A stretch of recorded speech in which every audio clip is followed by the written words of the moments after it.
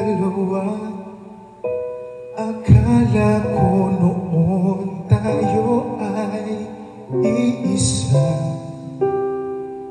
Ako ba ang siyang nagkulang o ikaw ang di lumaban sa pagsubok sa ating pagmamahalan?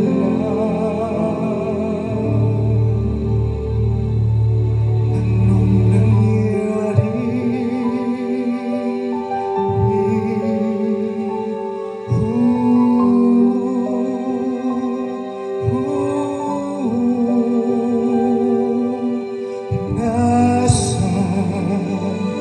Ang sumpaan,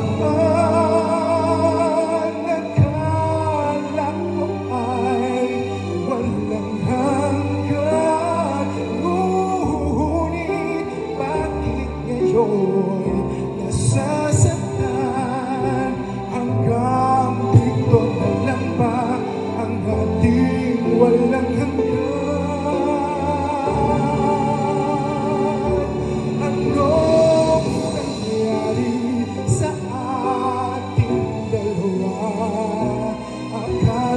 Kung tayo ay iisa,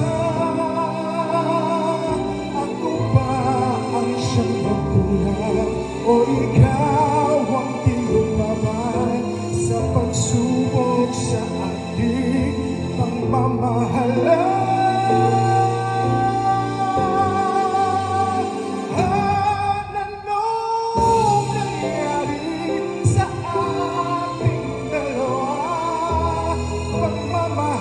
Kung ay bakit naglaho na,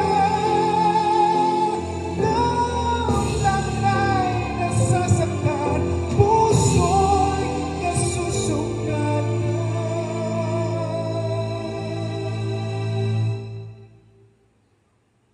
Pangako mong pagmamahal ngayon ay nasaan?